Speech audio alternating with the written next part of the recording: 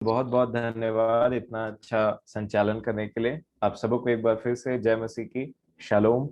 आप सबको शांति और अनुग्रह मिलती रहे प्रभु की दया से।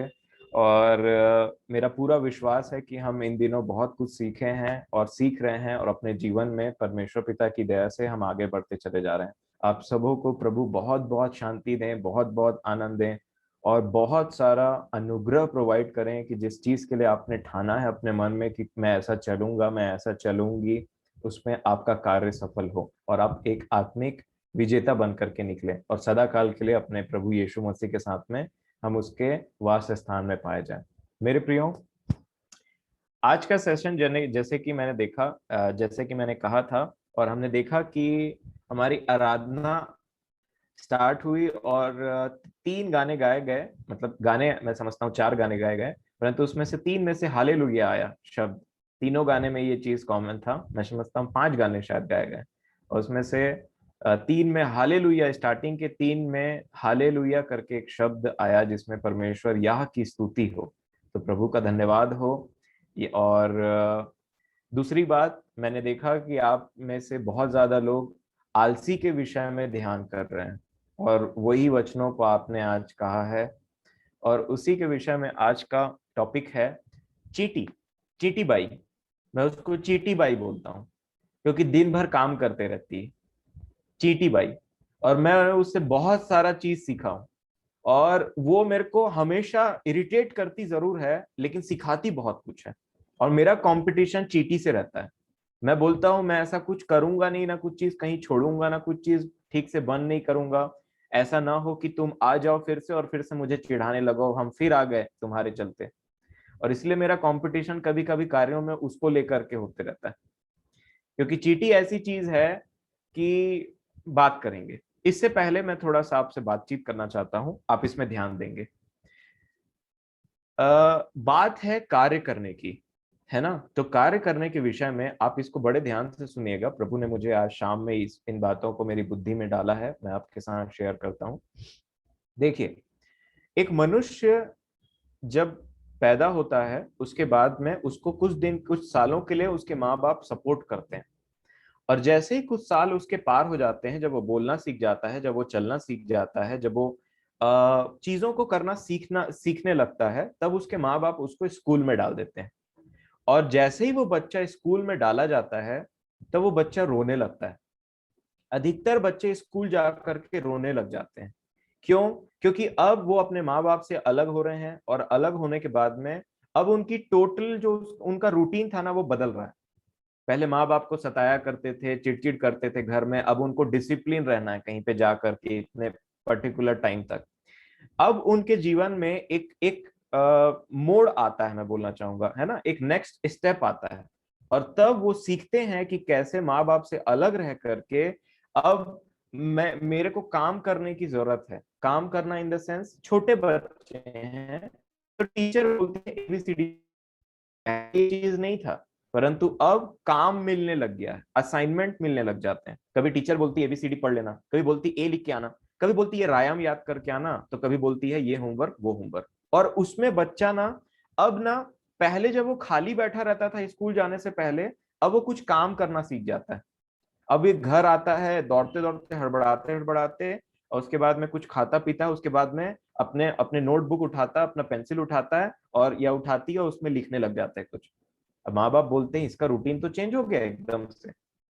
इतना टाइम पहले स्कूल जाने से पहले तो ये कुछ और काम करता था या करती थी, बट अब इसका रूटीन चेंज हो गया है, अभी कुछ करने लगा है, अभी कुछ करने लगी है। तो वो देखते हैं कि कैसे ये बड़े मन से ना ABCD, कभी रायम याद करना, और रायम याद करके दूसरों को सुनाना। या फिर इनके माँ बाप भी बोलते हैं फैमिली में, इनको ले जा करके, बेटा वो वाला रायम सुना दो आपने जो याद किया है। तो ये फिर बेचारे हर जगह रायम सुनाते रहते हैं, है ना। और उसके बाद से सब जगह खुशी का माहौल छा जाता है। बच्चा इसलिए खुश है क्योंकि उसने जो याद किया उसको सुना दिया। पिता और माता इसलिए खुश हैं क्योंकि हमारे बच्चे ने रायम याद किया और कुछ सुनाया है ना, उसने काम किया है। और परिवार वाले इसलिए खुश हैं ये देख करके कि देखो ये बच्चा कितना होशियार है, कितना बुद्धिमान है, कि ये ऐसा बढ़ रहा है करके, है ना। इसको प्रभु ने बुद्धि दी है और ये कैसे एक्सेल कर रहा है अपने लाइफ में। मेरी आवाज आ रही है आपको? जी, प्रभु सब बातों को अपने हाथ में रखे और बिल्कुल भी डिस्टरबेंस ना होने पाए। तो उसके बाद में ये बच्चा, उसके माँ बाप, उसके परिवार वाले सब खुश हो जाते हैं, और ये बच्चे को फिर मोटिवेशन मिलता है कि मैं आगे को एक और क्यों ना रायम याद करूं। इस बार मैंने इंग्लिश में याद, हिंदी में याद किया है, क्यों ना मैं इस बार इंग्लिश में याद करके सुनाऊं, है ना। तो ऐसा चलते रहता है, उसको चलते रहता है। अब ये बच्चा ना धीरे से स्कूल, बड़े स्कूल में जाता है और काम करना सीखता है, और धीरे धीरे वर्कलोड बढ़ते जाते हैं। देखिएगा, जैसे ही बच्चा एक किंडरगार्टन में जाता है या नर्सरी में पढ़ता है, तो उसका बैग का साइज कितना छोटा रहता है। पर जैसे जैसे जैसे जैसे बच्चे का क्लास बढ़ते जाता है, उसका बैग का साइज और वेट दोनों बढ़ते जाता है। क्यों? क्योंकि उसके ऊपर में अब उसके टीचर को समझ में आ गया है कि अब ये नर्सरी नहीं है, अब ये class 1, class 2, class 3 and subsequently वो क्लास 12 तक वैसा चलते रहता है। और बच्चा जब क्लास 12 तक पहुंचता है, तब उसको एक आदत हो जाती है कि मेरे को ज्यादा काम करना है।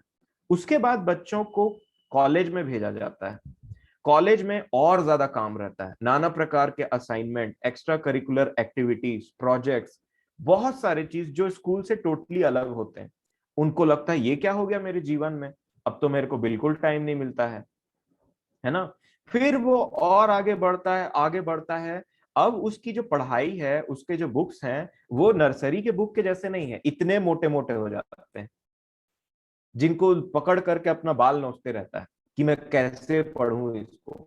जैसे ही बच्चे को सिलेबस सुनाया जाता है कि आपका सेकंड ईयर का, फर्स्ट ईयर का सिलेबस ये, उसको बोलता है अरे बाबा रे, क्या क्या है मेरे को समझ नहीं आ रहा है। बट मेहनत करता है और उसके ऊपर में पास हो जाता है, और जब साल खत्म हो जाता है तो बोलता है अरे ये तो मैं अच्छे से समझा सकता हूँ किसी को भी, मैंने पढ़ा है, मैंने मेहनत किया है। और वैसे ही चलते जाता है। सेकंड ईयर का सिलेबस जब उसको फिर से दिया जाता है ना, तो फिर से बोलता है अरे ये कैसे सिलेबस है, फिर पढ़ता है, फिर मेहनत करता है, उसके ऊपर में विजय प्राप्त करता है, और तब एक स्टूडेंट को कहा जाता है कि वो अच्छे नंबर से पास हो गया, है ना। ऐसे चलता जाता है और उसका स्टूडेंट लाइफ खत्म हो जाता है। उसके बाद वो कहाँ पहुंचता है, काम करना है अब उसको। अब जैसे ही वो वर्क प्लेस में जाता है, क्योंकि स्टूडेंट लाइफ ऐसा हो जाता है कि कई बार आप बंक मार सकते हैं, आप अपने, आपको पसंद नहीं आया, आज कॉलेज नहीं जाने का मन है तो आप नहीं आए, और आपको एक पर्टिकुलर अटेंडेंस मेंटेन करके रखना है। अलग अलग यूनिवर्सिटीज, कॉलेजेस के अलग अलग क्राइटेरिया रहते हैं, कहीं 75 है, कहीं 80 है, तो कहीं 85 है। तो इस तरीके से आपको पता है, और आपको थोड़ा सा छूट रहता है कॉलेज में भी। बट जब आप काम करने के लिए जाते हो, तो आप देखते हो कि अब आप बंक नहीं मार सकते। अब आप ऐसा नहीं कि आज मन नहीं किया तो नहीं जाऊंगा, कल मन नहीं किया तो नहीं जाऊंगा, आपको जाना ही है, क्योंकि you are getting paid for that. आपको पैसा मिल रहा है उस चीज को करने के लिए, है ना। और जैसे ही आपको पैसा दिया जाता है, आप जैसे ही कॉलेज से आप काम करने वाले क्षेत्र में आते हैं, आपका जीवन फिर से एक अलग मोड़ लेता है। अब फिर से आपके जीवन में सब चेंज हो जाता है। जैसे पहले आप कुछ नहीं पढ़ते थे, आप नर्सरी ज्वाइन किए, चेंज आया। उसके बाद में आप बड़े क्लास में पहुंचे, 10th आया, चेंज आया, 12th आया, चेंज आया, कॉलेज आया, चेंज आया। उसके बाद में आप क्या करते हैं, अब आप पहुंच गए हैं कार्य क्षेत्र में, अब आपको काम करना है जो आपने सीखा है। और मनुष्य ना इस विषय में बड़ा ईमानदार रहता है। एटलीस्ट कई लोग ईमानदार नहीं रहते हैं तो डिसिप्लिन जरूर रहते हैं। उनको पता है एक समय के अंदर में उनको ऑफिस पहुंचना है, उनको ये कार्य करना है, और चाहे कुछ भी हो जाए, वो कितने भी लेट हो जाए, बहुत कोशिश रहती है, और बहुत बार देखा जाता है कि वो अपने कार्य क्षेत्र में अपने दिए हुए समय में पहुंच जाते हैं। कहीं कहीं का वर्किंग टाइम 8:30 से स्टार्ट है, 9 से 9:30, 10 बजे से, तो उतने टाइम के अंदर में वो पहुंच जाते हैं। अगर कोई बदमाशी कर रहा है, या फिर वो मैनेजमेंट दिखता है कि ये इंसान टाइम में नहीं आता, या यहाँ के लोग आलसी हो गए, टाइम में नहीं आते हैं, तो वो क्या करते हैं, बायोमेट्रिक सिस्टम लगा देते हैं वहां पे, कि भाई देखो, तुम कभी भी आकर के साइन मत करके चले जाना। जब भी आप आओगे, आप उसमें या तो फेस दिखाइए, या तो आप अपना थंब प्रिंट लगाइए, या फिंगर इंप्रेशन लगा दीजिए, थंब इंप्रेशन लगा दीजिए, या फिंगर इंप्रेशन लगा सकते हैं। तो पता चल जाएगा कि आप कितने बजे एंटर किए हैं वहां पे। हमारे कॉलेज में वही सिस्टम है। तो लेट आने का कोई चांस ही नहीं होता। क्यों? क्योंकि महीने में अगर आप 3 दिन से ज्यादा एक पर्टिकुलर टाइम को क्रॉस कर जाते हैं, आपकी एक दिन की सैलरी कट जाएगी।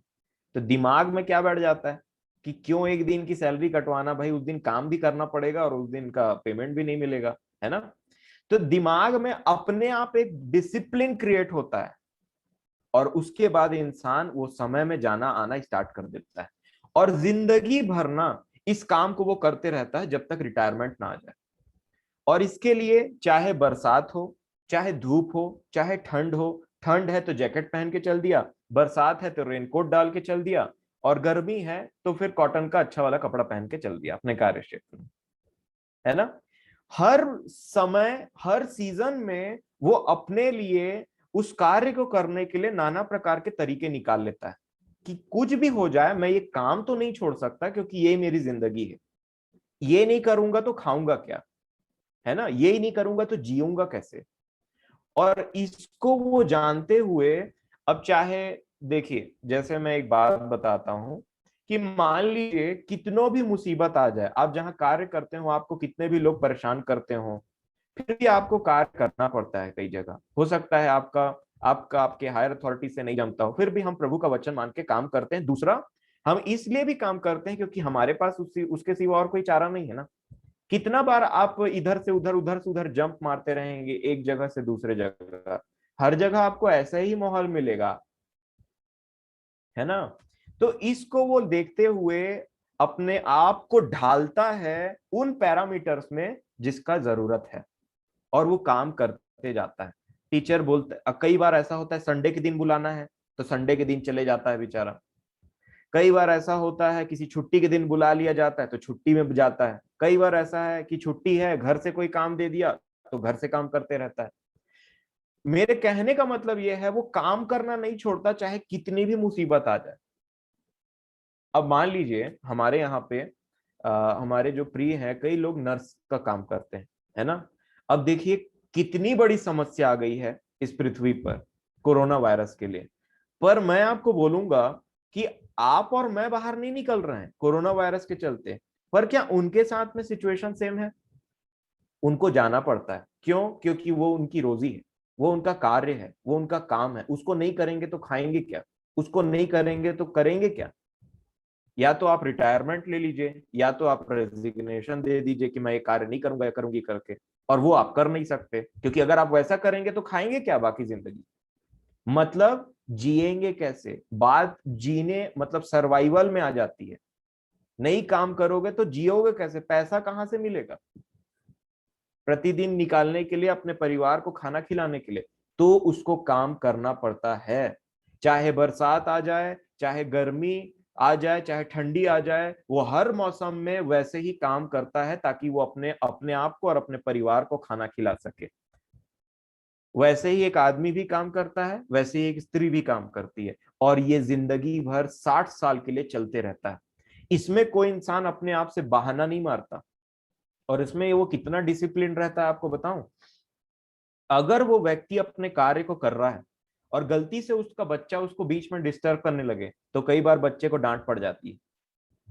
अगर वो व्यक्ति कार्य कर रहा है और उसका कोई दोस्त बोले कि चल हम मूवी चलते हैं, तो वो बोलेगा नहीं, मेरे इतना से इतना ड्यूटी रहता है, मैं नहीं आ सकता।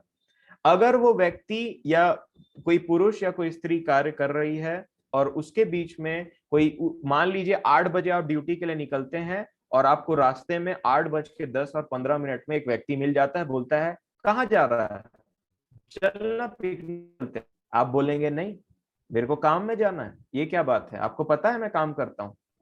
आप इतने स्ट्रिक्ट डिसिप्लिन में चलते हैं अपने कार्य को लेकर के कि कार्य क्षेत्र में आपके परिवार वालों का भी फोन आ जाए तो आप बोलते हैं कि अभी थोड़ा बात करते हैं, फिर बोलते हैं देखो मैं अभी बिजी हूं, थोड़ा देर बाद बात करते हैं, या शाम में मैं घर जाऊंगा फ्री हो जाऊंगा तब मैं बात करूंगा। मैं और आप कार्य के लिए इतने पर्टिकुलर रहते हैं ना कि हमारे कार्य में कोई डिस्टर्ब भी करे। मान लीजिए एक व्यक्ति धूप में खड़ा होकर के कार्य कर रहा है, काम कर रहा है, और उसका दोस्त है बोले, और वो बहुत बिजी है अपने कार्य में, पूरा फोकस्ड है उसमें, और उसका दोस्त आता है बोलता है, वो अलग ही मूड में है, वो आता है और हंसने लगता है और बोलता है कि ये क्या कर रहा है, चल ना हम वहां चलते हैं। तो आदमी गुस्सा आ जाता है और क्या बोलता है पता है, तेरे को दिखाई नहीं दे रहा मैं अपना काम कर रहा हूं? ऐसे शब्द भी निकल जाते हैं। गुस्सा आ जाता है इंसान। क्यों? क्योंकि उसके लिए वो और उसका कार्य इंपॉर्टेंट है, उसको नहीं करेगा तो खाएगा क्या? अब इसमें इतना ये डिसिप्लिन है। मान लीजिए मैं बोलता हूँ कि जैसे सोनू बुआ है और भी कई, हिनू है, ये नर्स का काम करती हैं, तो क्या इन्होंने काम करना छोड़ दिया? ऐसे ऐसे इतने डेडली सिचुएशन में जहां लोग मर रहे हैं और इतना खराब सिचुएशन है, नहीं छोड़ा।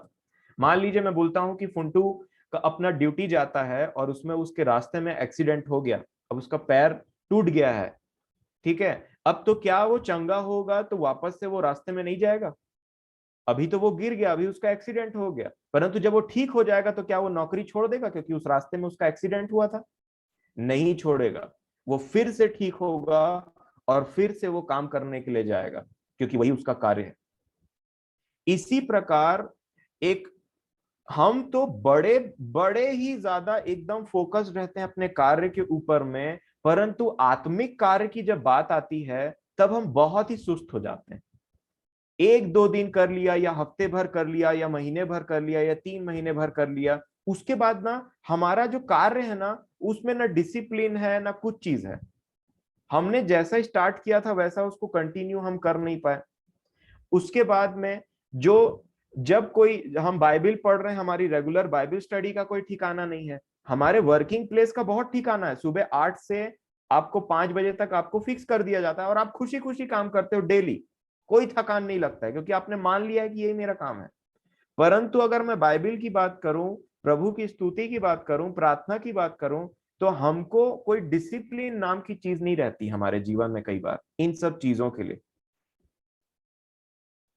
और आपको मैं बता दूं, जिस प्रकार प्रतिदिन हम ये काम करते हैं, है ना, 60 साल तक, हमको एक और काम करने के लिए बाइबल बताती है, और वो और कोई नहीं है, प्रभु यीशु मसीह बोलते हैं। आइए मैं और आप निकालें लूका रचित सुसमाचार 9 अध्याय और 23 वचन। लूका रचित सुसमाचार 9 अध्याय और 23 वचन। ऐसा लिखा है, यीशु मसीह कह रहे हैं, लूका 9 और 23, वो कहते हैं, उसने सबसे कहा, उसने सबसे कहा, यदि कोई मेरे पीछे आना चाहे तो अपने आपे से इनकार करे, अपने आप का इनकार करे और प्रतिदिन अपना क्रूस उठाए मेरे पीछे हो ले। क्या शब्द ऐड है यहाँ पे? प्रतिदिन। जिस प्रकार मैं और आप अपने कार्य में प्रतिदिन जाते हैं, उसी प्रकार प्रतिदिन हमको और कुछ भी करना है जब तक हम इस जिंदगी में हैं।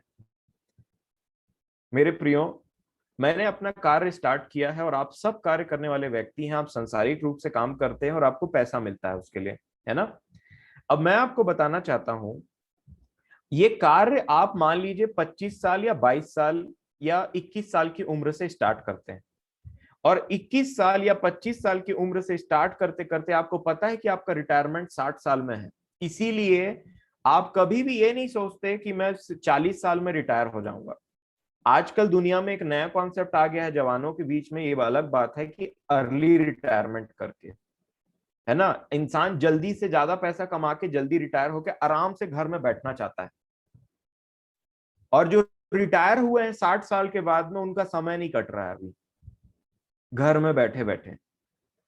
और यहाँ पे जब एक व्यक्ति अपना कार्य, अपना काम स्टार्ट करता है, तो वो मान लेता है कि उसको 25 साल से लेकर के 60 साल तक कार्य करना ही है जब तक वो रिटायर नहीं हो जाता।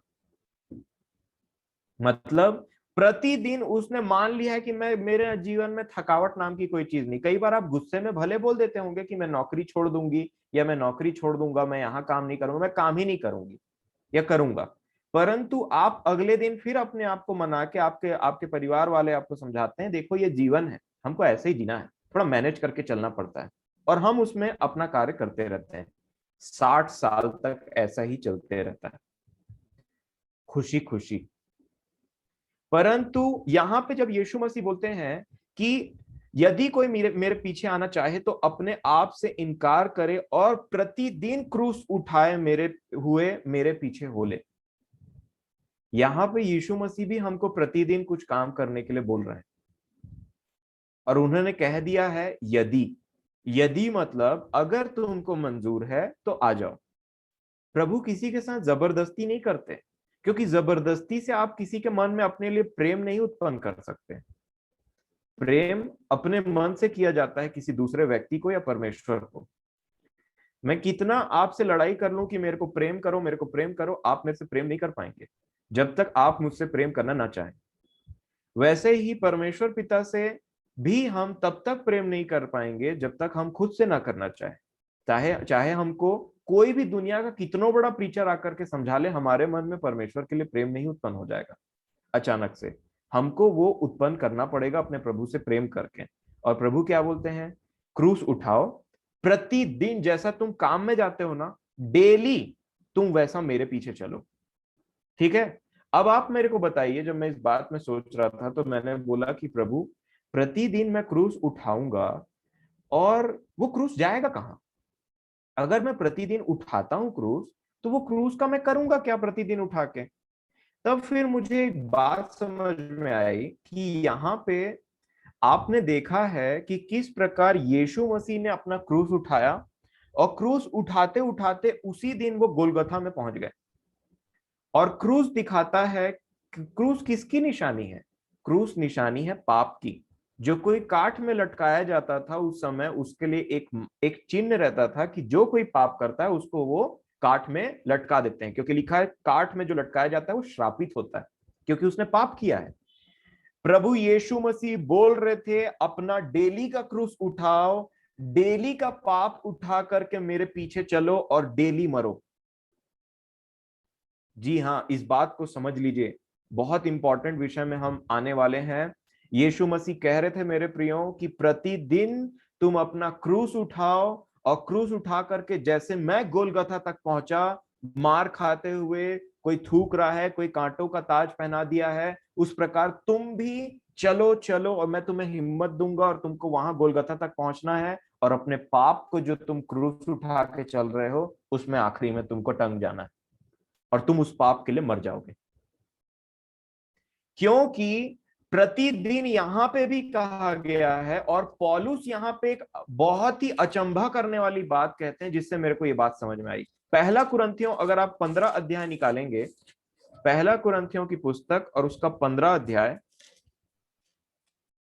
और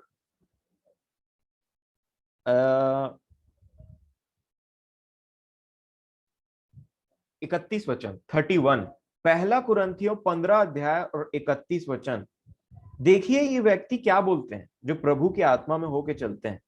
पौलुस बोलते हैं पहला कुरिन्थियों 15 अध्याय और 31 वचन में, हे भाइयों, मुझे उस घमंड की शपथ, मुझे उस घमंड की शपथ जो हमारे मसीह यीशु में मैं तुम्हारे विषय में करता हूं, कि मैं प्रतिदिन मरता हूं। प्रतिदिन मरता हूं मैं, पौलुस बोलते हैं मैं प्रतिदिन मरता हूं। ये व्यक्ति सिर्फ प्रचार नहीं करता था दूसरों को, परंतु ये एक और काम करता था, वो प्रतिदिन अपने आप को मारता था। मतलब यीशु मसीह ने कहा कि तुम प्रतिदिन अपने पाप को अर्थात क्रूस को उठाओ, मेरे पीछे हो लो। और कहां जाएंगे आप क्रूस को लेकर के? गोलगोथा। क्यों? मरने। जी हाँ, इस बात को हमको समझना है मेरे प्रियो। प्रतिदिन आप जैसे काम करते हैं, ऐसे वैसे संभलते सीखते हर मौसम में प्रतिदिन मुझे और आपको अपने पाप को उस क्रूस में लेकर के जाना है, और गोलगोथा में जाकर के अपने आप को उस पाप के लिए मार देना है। ये है मसीही जीवन, प्रतिदिन का जीवन, क्योंकि यीशु मसीह ने इसको प्रतिदिन करने के लिए कहा है। और तब हम उन झुर्रियों से, उन दाग से, उन धब्बों से आजाद हो जाएंगे, और तब हम दूसरों को बता सकेंगे कि हम कैसे मरे। जी हाँ, हम दूसरों को बता सकेंगे कि हमने अपने उन कार्यों को कैसे मारा, उन शरीर के कार्यों को हमने कैसे मारा। और ये इसका मतलब था। अब इसमें समस्या कहां आ जाती है आपको पता है? प्रतिदिन जैसे हम शारीरिक रूप से काम करते हैं, प्रतिदिन हम जैसे हम आत्मिक रूप से काम करते हैं, इसमें प्रॉब्लम कहां जाता है पता है? लॉकडाउन। जी हाँ, लॉकडाउन। अभी लॉकडाउन आ गया है। इससे पहले आप प्रतिदिन अपने कार्य में जाते थे, बकायदा आपका टाइम टेबल सब मेंटेन था, परंतु जैसे ही लॉकडाउन आया सुस्ती आ गई, आलस आ गया। मेरे कहने का मतलब ये प्रत्यक्ष रूप से लॉकडाउन नहीं है। मेरे कहने का मतलब है हमारे आत्मिक जीवन में वो लॉकडाउन जिसके चलते हम सुस्त हो गए। और ये लॉकडाउन कुछ भी हो सकता है। ये लॉकडाउन संसार की चिंता हो सकती है, मोबाइल, टीवी, हर वो चीज हो सकती है जो आपको प्रतिदिन का कार्य करने के लिए नहीं दे रही है। मान लीजिए एक व्यक्ति का ड्यूटी है 8 से 12 और वो व्यक्ति 8 बजे तैयार होकर के उसको ड्यूटी पहुंचना है, लेकिन मैं आपको बोलूं वो 7:45 से लेकर के 8:30 बजे तक मोबाइल में व्यस्त है, या नाना प्रकार के सोच विचार में व्यस्त है, या नाना प्रकार के किसी के बारे में उसके मन में जो भी समस्या है उससे वो व्यस्त है और अपने कार्य पे नहीं जा पाया, तो लेट हो गया ना। तो अपने कार्य में वो लेट क्यों पहुंचा, या लेट क्यों हो गया, या सीएल क्यों मार दिया उसने उस दिन? क्योंकि वो आलसी हो गया है और दूसरे काम में व्यस्त हो गया। उसी प्रकार हमको जो अपने आत्मिक रूप में प्रतिदिन का कार्य करना चाहिए, हमको आलसी बनाया जाता है एक्चुअल में, नाना प्रकार की चीजों को बर्डन डाल करके हमारे जीवन में, ये कैसे होगा भाई, वो कैसे होगा, इसको एंजॉय कर ले, इसमें एंटरटेनमेंट खोज ले, ये कर ले, वो कर ले, और हम वैसे ही करते करते जो काम हमको उस दिन करना रहता है हम नहीं कर पाते और बोल देते हैं प्रभु आज मैं सीएल लेता हूं अपने आत्मिक जीवन से, आज मैं अपना क्रूस नहीं उठा पाया। प्रभु बोलते हैं क्रूस तो प्रतिदिन उठाना है बेटा। इस प्रकार से हमारे जीवन में अभी देखिए, अब लॉकडाउन आ गया है, जिस प्रकार कितने लोग तैयार हैं वापस जाने के लिए अपने कार्य क्षेत्र में।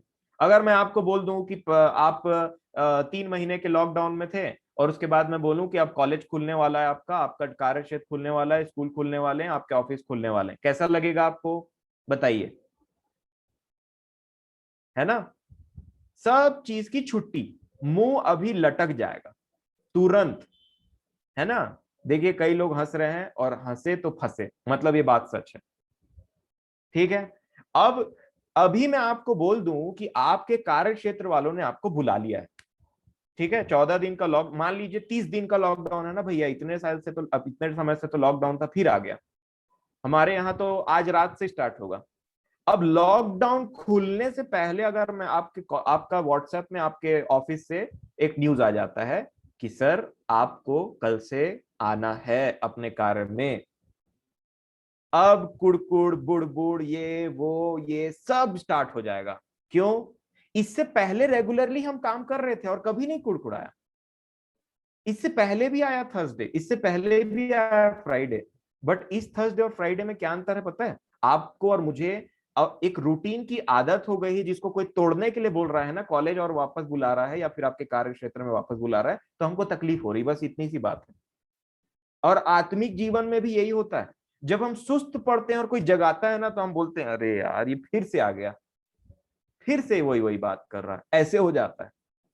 आप ध्यान दीजिए, रेगुलर आप, और इसको इसमें बड़ा लॉकडाउन भी है और मिनी लॉकडाउन भी। मिनी लॉकडाउन क्या है बताऊं, सुनना चाहेंगे? सैटरडे संडे के बाद मंडे, इस दुनिया में मैं समझता हूं हार्डली 1 से 2% लोग बचे होंगे जिनको मंडे का नाम पसंद है। आप बताइए आपको मंडे क्यों नहीं पसंद है? क्योंकि वो संडे के बाद आता है। फ्राइडे शाम से आपकी खुशी स्टार्ट होती है, सैटरडे हाफ डे रहता है तो बहुत मजा आता है। अरे क्या बात, आज तो मतलब फ्राइडे से तो खुशी स्टार्ट हो जाती है सैटरडे के लिए, कल हाफ डे है ना, बस जाना और आना ही तो है। या फिर फ्राइडे से जो आईटी सेक्टर वाले हैं उनकी तो छुट्टी फ्राइडे शाम से ही स्टार्ट हो जाती है, तो वो बोलते हैं कि अरे वाह, थर्सडे फ्राइडे बड़े अच्छे मूड में जाते हैं। उनको कोई बोलेगा गुड मॉर्निंग सर, अरे very good morning, have a nice day, है ना? क्यों भाई? अरे आज आज पता नहीं आज वीकेंड है। तो उसमें क्या होता है, फ्राइडे की खुशी चलती जाती, सैटरडे वो खुश है, संडे, अब संडे रात को बच्चा बोल देगा कि पापा कल मंडे है, या कोई फोन करके बोल दिया कि मंडे है, अरे क्यों बता दिया, पूरा मूड खराब कर दिया, है ना? और जैसे ही एक व्यक्ति मंडे को पहुंचता है, चाहे आप बच्चे हो, चाहे आप पढ़ने वाले स्कूल के बच्चे हो, चाहे कॉलेज के बच्चे हो, चाहे कार्य क्षेत्र वाले हो, मुंह ना उल्टा यू बन जाया रहता है। हाँ, एकदम से मुंह लटका रहता है हमारा। क्यों? क्योंकि हमको उस रेस्ट की आदत हो गई है। बताइए आपके कितने कलीग को मंडे पसंद है?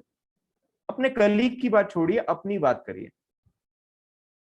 मैं आपको बता रहा हूं मेरे प्रियो, मैं अपने कलीग के साथ में जाता हूं मंडे के दिन में, एक ट्रैफिक है जो हमेशा बंद रहता है, मैं उसमें रुकता हूं, और ऐसे ऐसे मंडे के बारे में जोक हैं, मंडे के बारे में ऐसी ऐसी बातें हैं कि मानो, मतलब मैं आपको बता रहा हूँ दुनिया में शैतान से बड़ा दुश्मन मंडे बन चुका है, आपको आज बता रहा हूं मैं।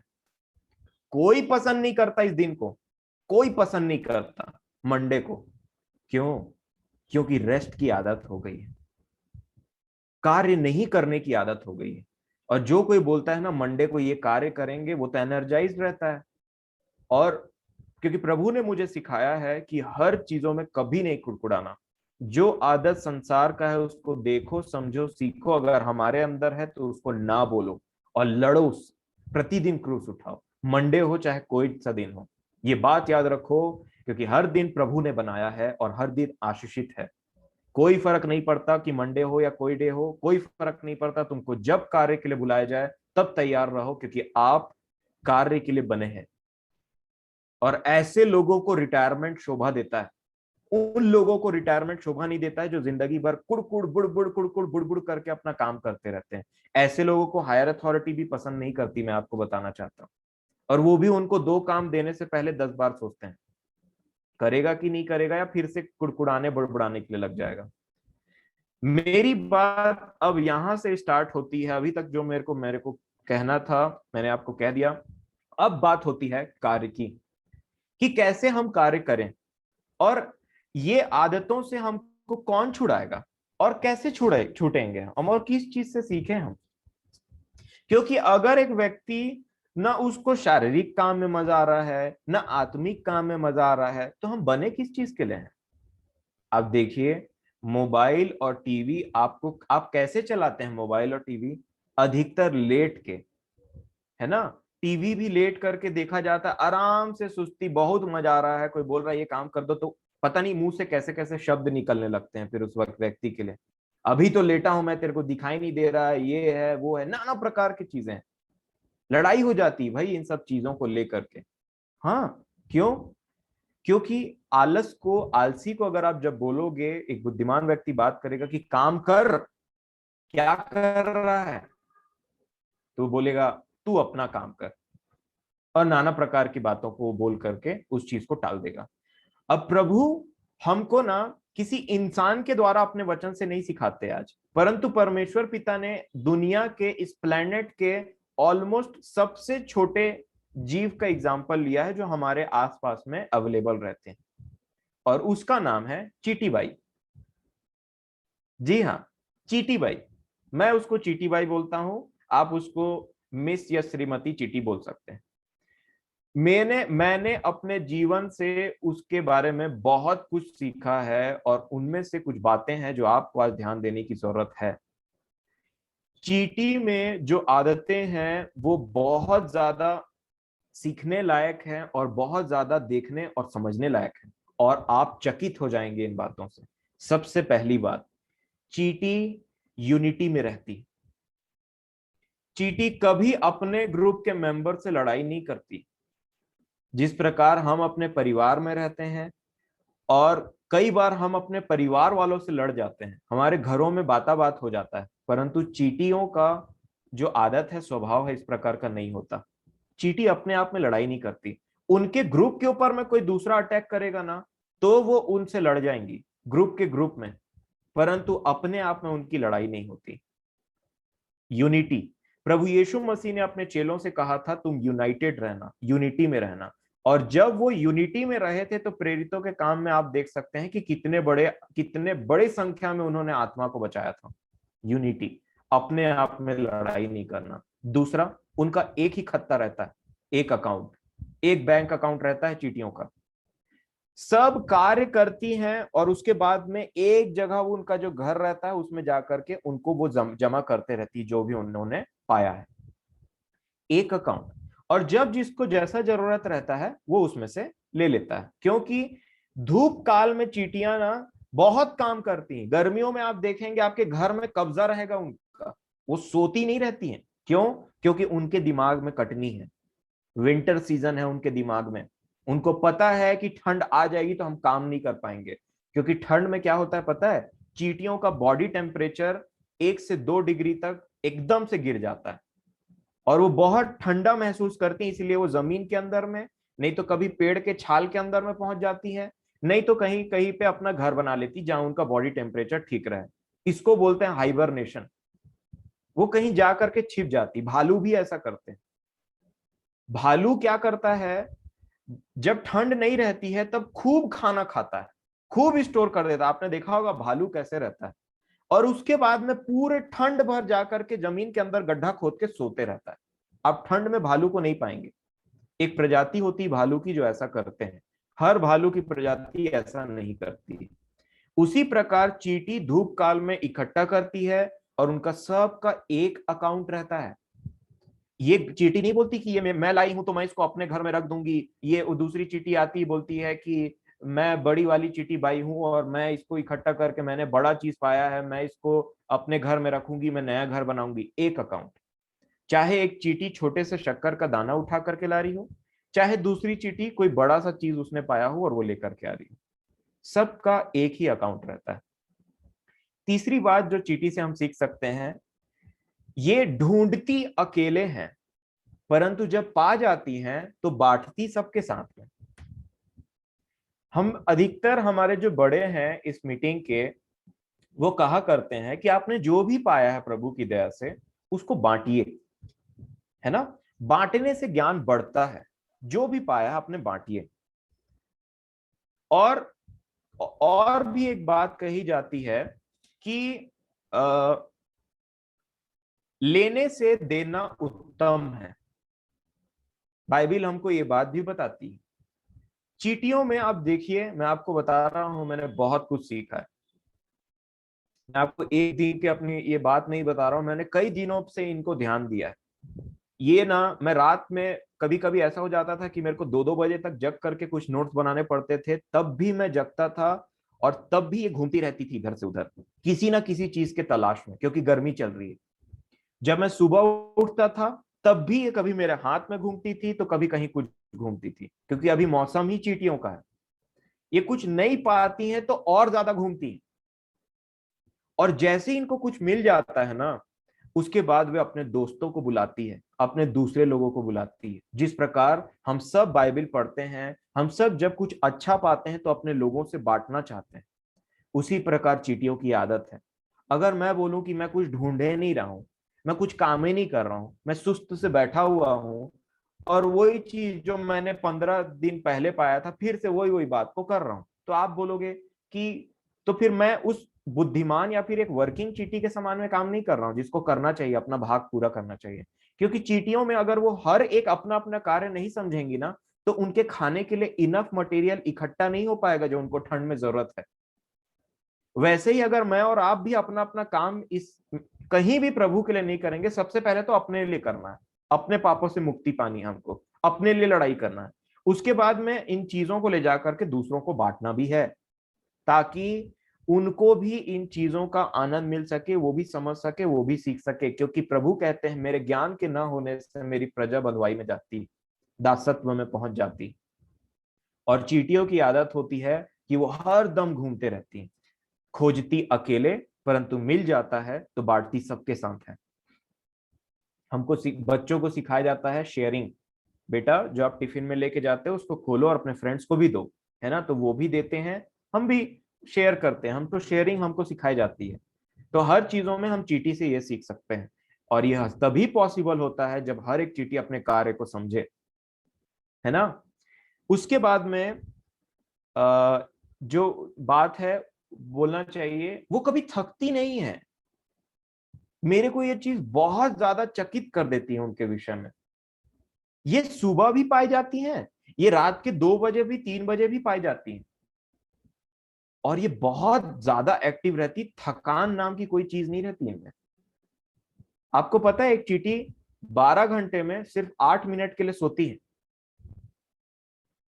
जी हाँ, आपने कभी अधिकतर चींटियों को ना इधर उधर भागते देखा हो, कई तो इतनी शांति रहती, इतने हड़बड़ी में रहती हैं कि आप उनको पकड़ नहीं पाएंगे। कई बार ऐसी भी चींटी रहती है, ऐसा लगता है ये ना पागल हो गई है, और इधर उधर एक ही टाइम में बहुत जल्दी जल्दी मूव करते रहती है ना। वो काम खोजते रहती है एक्चुअल में। उसके पास समय कम है, उसको पता है, और वो वैसा काम करते रहती है। हमको लग रहा है वो पागल है, परंतु बाइबिल हमको बताती है उसको हमको सीखने की जरूरत है। हमको लगता है उसके दिमाग में कुछ शॉर्ट सर्किट हो गया, इसीलिए वो इधर उधर कर रही है, परंतु वो खोज रही है ताकि जब ठंड आए तब वो बुद्धिमान के समान बैठ करके उसको खाए। क्योंकि अभी जो गर्मी में जिसने आलस किया, जिस चींटी ने, वो मरेगी ठंड में। और ये ठंड क्या है? अनंत काल का जीवन। जैसे उस भाई ने इमेज भेजा था, अभी मस्ती आ लीजिए, अभी जितनी मस्ती करनी कर लीजिए, बाद में नरक नसीब हो जाएगा। अभी जितना दुख सहना सह लीजिए प्रभु के नाम से, बाद में आपको बहुत आनंद आने वाला है। और इसी प्रकार ये चींटी कभी थकती नहीं है। और इसके दिमाग में क्या रहता है पता है? टोटली इसका फोकस रहता है ठंड के टाइम में, कि ठंड आएगा तो मैं क्या करूंगी अगर अभी नहीं बटोरी तो।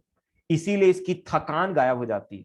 जैसे हमारी थकान गायब हो जाती है, काम नहीं करेंगे तो खाएंगे क्या? कैसे आएगा अगले महीने का राशन? तो थकान नाम का कोई चीज नहीं है। कोई इंसान बोलता नहीं कि आज मैं काम में नहीं जाऊंगा, कल मैं काम नहीं जाऊंगा। डेली अपने आप को वो अपने आप को डिसिप्लिन करता है, वश में लाता है और काम में जाता है, चींटियों के समान। परंतु आत्मिक वे में हम कितना बटोर रहे हैं, शारीरिक बात की तो बात अलग है। डेली आप क्रूस उठा करके चल रहे हैं कि नहीं प्रभु के पीछे, ताकि आप गोलगोथा में जाकर के डेली अपने आप को मार सके, जैसा पौलुस बोलते हैं। और उस प्रकार से ये थकती नहीं है। दूसरा, एक के बाद एक काम करना। मैंने जब इनको देखा ध्यान से, एक चींटी रहती है ना, उसको कुछ मिला और उसने, पता है, एक चींटी अपने वजन से 10 से 15 गुना चीज ज्यादा भार उठा सकती है मेरे हिसाब से, आराम से। और देखिएगा वो चींटी उठा करके ऐसा, और नहीं उठा पा रही तो दूसरी आती है उसको मदद करने के लिए। इंसान तो कोरोना वायरस के चलते डेड बॉडीज को छोड़ दे रहा है, चींटियों में से कोई मरता है तो उसको उठा के ले जाती है। आप देखिएगा, एक चींटी को मारेंगे तो उसके बाद में बहुत सारी चींटियां आती है, उसके डेड बॉडी को उठा करके वो वहां से गायब हो जाएंगी। इनके पास में एक के बाद एक काम तैयार रहता है। इनके पास में एक के बाद एक असाइनमेंट तैयार रहता है करने के लिए। कैसे?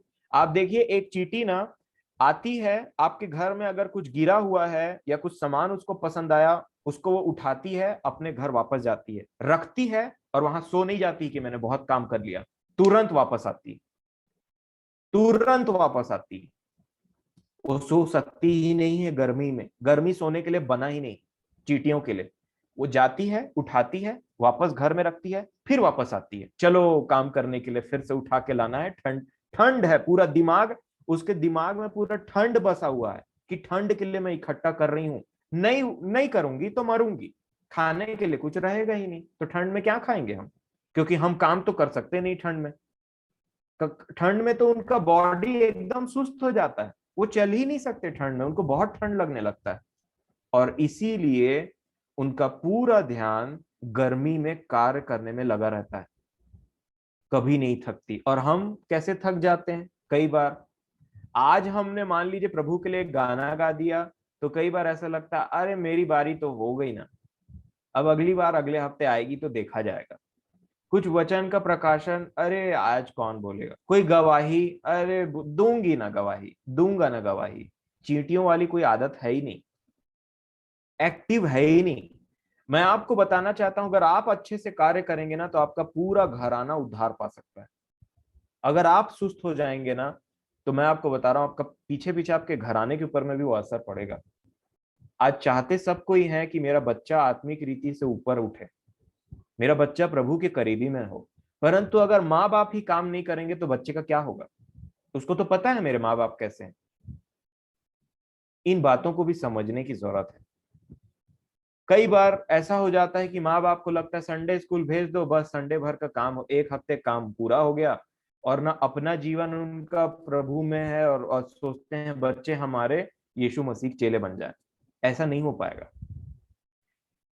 थकना नहीं है, थकना मना है। जैसे आप थकते नहीं है ना रिटायरमेंट के लिए, रिटायरमेंट तक थकते नहीं है, काम करते ही जाते हैं, करते जाते, और रिटायरमेंट के बाद में आराम से आपको लगता है हो गया काम। ठीक है, अर्ली रिटायरमेंट लेने वाले को लोग आलसी बोल जाते हैं कभी कभी, और इसको हमको समझना है।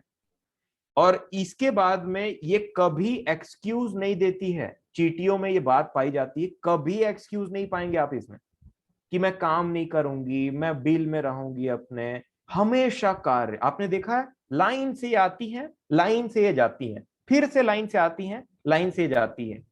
इनके लाइन का ट्रैफिक ऐसा होता है जो कभी कभी लगता है खत्म ही नहीं होगा, और ये दिन भर कार्य करते रहती है। कोई एक्सक्यूज नहीं, कोई बहाना नहीं, मेरे से नहीं हो रहा है, मेरे से नहीं होता है।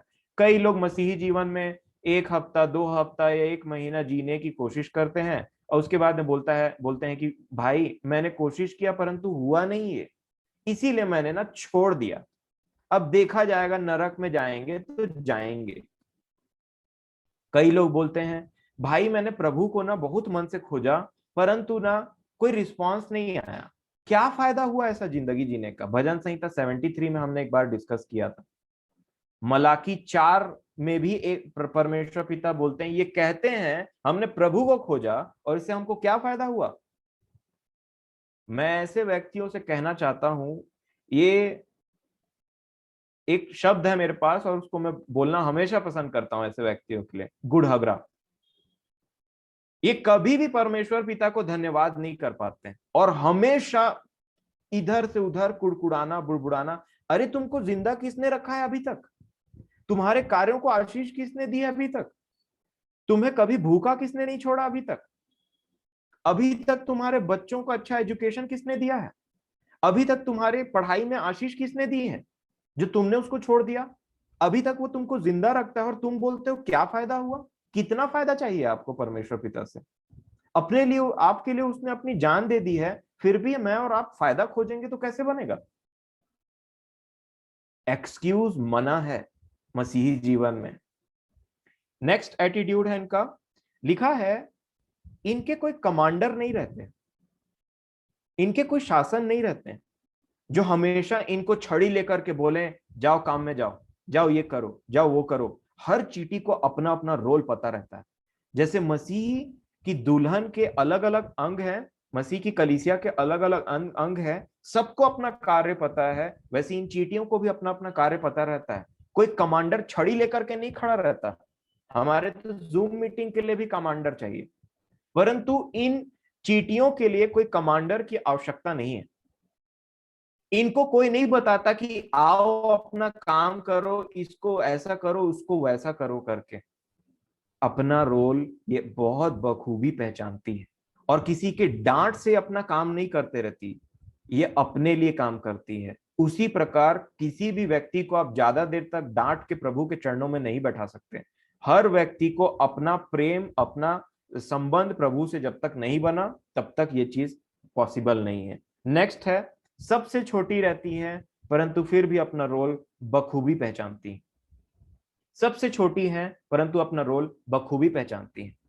आपको मैं बता दूं, अगर छोटे छोटे कीड़े मकोड़े और चींटियां इस पृथ्वी पे नहीं होते तो आज इस पृथ्वी में बहुत सारे कचड़े इकट्ठा होते जिनको मनुष्य साफ नहीं कर पाता, और उन सब को साफ करने का भी जिम्मा इनके ऊपर में है। देखिएगा आप अगर कुछ गिरा देंगे ना, मान लीजिए आपसे कुछ खाना गिर जाता है, शक्कर के 1-2 दाने गिर जाते हैं, तुरंत ही आकर के उनको सफाई करके ले जाती है। वैसे ही ये एक्चुअल में सफाई का भी बहुत अच्छे से काम करती है। जैसे प्रभु यीशु मसीह ने कहा तुम पृथ्वी के नमक हो। नमक की वैल्यू अपने आप में बहुत कम रहती है, परंतु अगर ये ना हो तो पूरा महंगा से महंगा खाना भी वेस्ट है, बेस्वाद। वैसी चींटियां बहुत छोटी होती हैं और बहुत बड़ा रोल रहता है इनका। उसके बाद में अगर आप देखेंगे, नेक्स्ट चीज जो इनसे सीखने के लिए बहुत जरूरी है, कभी आप देखिएगा चींटी लाइन से जाते रहती तो मनुष्य क्या करता है पता है? एक छोटा सा लकड़ी लेता है या पेन का रिफिल या अपना उंगली और उनके बीच में डाल देता है, ये देखने के लिए कि अब क्या करेगी। उसको पसंद नहीं आता कि ये लाइन से जा रही है, उसको तंग करने की कोशिश करता है, परेशान करता है ना। आप देखिए कई लोग तो ऐसे रहते हैं, मैंने भी ये काम किया अपने बचपन में। एक लकड़ी को मैं लाता था, वो उसके ऊपर से पार हो जाती थी या टेढ़ा निकल करके ऐसे आ जाती थी। मैं देखता था अरे पार हो गई, मैं फिर वो लकड़ी को उठा करके उसके सामने रखता था और वो फिर वही रूटीन अपनाती थी। ऐसा करने से आप देखते हैं कि वो अपने काम के लिए कितना डिटरमाइंड है। ये काम मुझे करना है, मतलब करना है। रास्ते में कितने अड़ंगे आए, कितने परेशानी आए, धर्मी चाहे 7 बार भी गिर जाए तो भी वो उठ करके खड़ा होता है। प्रभु के कार्य में कितने तूफान आए, कितने भी मुसीबतें आए, कितने भी मुश्किलें आए, एक व्यक्ति अपने आप से लड़ना नहीं छोड़ता। वो लड़ता है और अपने उस डेस्टिनेशन में जहां उसको पहुंचना है वहां तक वो पहुंचता है। आप कितनों भी बार अपना उंगली चींटी के मार्ग में रखें, वो हमेशा कभी आपके उंगली से ऊपर चल के पार हो जाएंगी या साइड से चल के पार हो जाएंगी, और ज्यादा ही हरकत करेंगे तो बहुत जोर से चाबेंगी। और तब आपको पता चल जाएगा कि ये डरने वालों में से नहीं है और ये अपने कार्य के लिए बहुत डिटरमाइंड है। अपने आप से इंसान लकड़ी हटा देता है, ले भाई जा, मैं तो देख रहा था तू करती कैसे। इसी प्रकार चाहे कितने अड़ंगे आए मेरी और आपकी जिंदगी में, बरसात, ठंड, गर्मी सब आती है ना, फिर भी हम कार्य में जाते हैं। उसी प्रकार कितने अड़ंगे आए हमारी जिंदगी में, हमेशा हमको अपने प्रभु की तरफ देखना है, डेली क्रूस उठाना है, डेली अपने पापों से लड़ाई करना है, उन पे विजय वो देगा, और एक दिन आप उसके राज्य के लिए जरूर तैयार होते चले जाएंगे, क्योंकि बाइबल ऐसा बताती है, प्रतिदिन प्रभु में बदलते जाना है।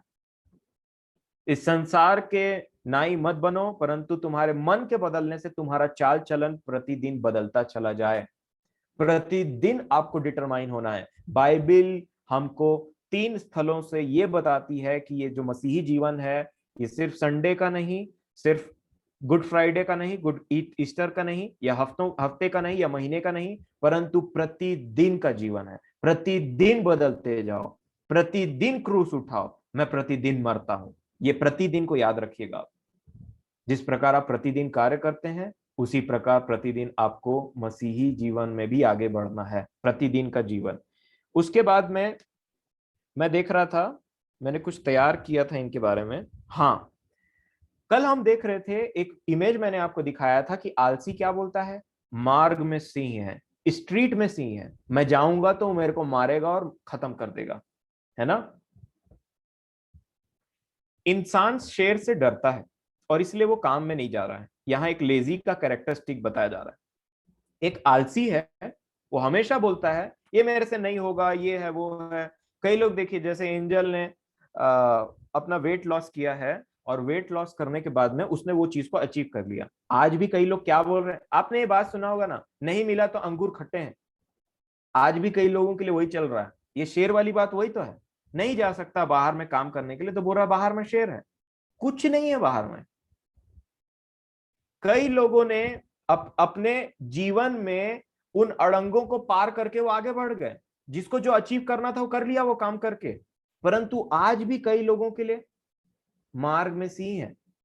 जो वेट लॉस कर लिया, वो अपने वेट लॉस जर्नी को बताता है कि कैसे मैंने इस चीज पर विजय पाया, और देखो मैं पहले जैसे नहीं हूं आज। और कई लोग क्या बोलते रहते हैं पता है, वेट ज्यादा रहता है ना तो इंसान क्यूट दिखता है, ये उनका ये उनका क्या रहता है, थोड़ा प्यारा दिखता है, गोलू मोलू सा दिखता है। ये उनका क्या रहता है पता है, एक्सक्यूज रहता है, क्योंकि वो हार गए, आलसी हो गए। कई लोग क्या बोलते हैं पता है, मेरा वेट ज्यादा है ना, अब कोशिश किया उन्होंने बराबर, लेकिन आलस के मारे हार गए। तो क्या बोलते हैं, मेरा वेट ज्यादा है ना इसीलिए मेरे को कोई किडनैप नहीं कर पाएगा। ऐसे ऐसे तो एक्सक्यूज निकले हैं आजकल, और इसको ये बड़े शान से प्रचार करते रहते हैं। वेट ज्यादा होने का फायदा है भाई, कोई किडनैप नहीं करने पाएगा, आने दो ना, पूरे वजन के साथ में बैठ जाऊंगा मैं ऐसे करके, तो किडनैप नहीं। तो नाना प्रकार के एक्सक्यूज हैं। मैंने आपको पहले ही बोला, आलसी अपने आप को 7 बुद्धिमानों से भी ज्यादा अच्छा उत्तर देने वाला व्यक्ति समझता है। हाँ, ये वही टाइप के तो उत्तर है ना। और यहां पे बाइबल हमको बताती है कि चींटी जब निकलती, आप अपने आप को थोड़ा देर के लिए चींटी समझ लीजिए। अगर मैं आपको बोलूं आप चींटी के समान में, आप देखिए आप इतने छोटे हैं और आप हर चीज को ऐसे देखेंगे, ऐसे ऐसे कर, आपके लिए टेबल भी एकदम पहाड़ टाइप लगेगा, ट्यूबलाइट तो आपको पता नहीं सूर्य चंद्रमा समान दिखने लगेगा। और उसके बाद में जब आप अपने कार्य के लिए निकलेंगे तो चींटियों के लिए इंसान कितना बड़ा दिखाई देता होगा। दूसरे जानवर जो चींटी खाते हैं वो कितने बड़े हैं, दूसरे कीड़े मकोड़े जो चींटियों को खा जाते हैं वो कितने बड़े बड़े हैं, जो पक्षियां हैं वो कितनी बड़ी बड़ी हैं। इंसान, मैं सोचता हूं अगर मैं चींटी रहता और इंसान के पास में जाता तो मेरे को लगता है ये उसका उंगली है, ये उसका मुंह, इतना शरीर की क्या चीज है, ये तो मतलब दानव टाइप का चीज लग रहा है। जैसे दाऊद के सामने गोलियत, वैसे चींटियों के सामने आप। एक व्यक्ति आलसी होता है और बोलता है बाहर जाऊंगा तो सिंह मार डालेगा, और एक चींटी है जो इतने बड़े बड़े दानव समान जिनको मनुष्य दानव समान दिखाई दे रहे हैं, जिनके लिए टेबल टेबल नहीं पहाड़ है, जिनके लिए ट्यूबलाइट नहीं सूर्य चंद्रमा के समान है, वो अपने कार्य को इनके बीच में से करके चली जाती। वो अपने कार्य को इनके बीच में से करके चले जाती है। और एक आलसी क्या बोलते रहता है, मार्ग में सिंह है, मैं जाऊंगा तो नष्ट हो जाऊंगा, वो मुझे खा डालेगा। चींटियों को ध्यान दीजिए, इनके सामने अगर आप चींटी होते तो आपको देखिए आपको किस प्रकार से डर लगता, कीड़े मकोड़ों से, इंसान से। ये इंसान एक बार उंगली को ऐसे कर देगा तो बेचारी चींटी की जान चले जाता है। आपने भी कई मारे होंगे, उसके बावजूद भी ये कार्य करना नहीं छोड़ती। कई बार आप चींटी को मारेंगे, चाहे फिनाइल डाल के चाहे कुछ करके ना, बाकी चींटियों को सोचिए उनके ऊपर में क्या बीतता होगा। इतने सारे डेड बॉडीज जब वो देखते होंगे चींटियों के, तो क्या करते होंगे, फिर भी वो काम करना नहीं छोड़ते। आप फिर भी चींटी पाएंगे अपने घर में। क्यों? उनको दिखाई नहीं दिया कि इतने सारे डेड बॉडीज हैं। वैसे ही एक व्यक्ति प्रभु में रहता है, चाहे वो कोई उसे मार दे, चाहे उसको कितने लोग कुछ भी बोले, चाहे कुछ भी हो जाए, चाहे शैतान हो, चाहे कुछ भी हो, उसको अपने परमेश्वर पर ध्यान है और उसका पूरा फोकस ठंड पे है। ठंड में वो क्या खाएगी, मतलब इस पृथ्वी को छोड़ करके जब वो ऊपर जाएगा तो क्या रखा है उसके लिए, क्या बटोर रहा है वो इंसान। और यही है सच्चा मसीही। जिस प्रकार चींटी न डेड बॉडी से डरती है, अपने दोस्तों की मृत्यु हो गई परंतु वो डरी नहीं। चेलों को भी पता चला उनके दोस्त मार, जेम्स को तो चाकू से मरवा दिया, सबसे पहला चेला जो मरा। स्टेफनुस को देखा गया कैसे मारा गया है, उसके बाद भी उन्होंने कार्य करना छोड़ा नहीं छोड़ा। हम उन उतने बड़ी बड़ी बातों तक नहीं जाते हैं, हम अपने ही जीवन में चलते हैं। हमको कभी वचन के चलते किसी ने बेइज्जती कर दिया हमारा, या हमको भला तो नहीं, बुरा ही बुरा बोल दिया, तो क्या हमने उस चीज को वो प्रभु में करना छोड़ दिया है?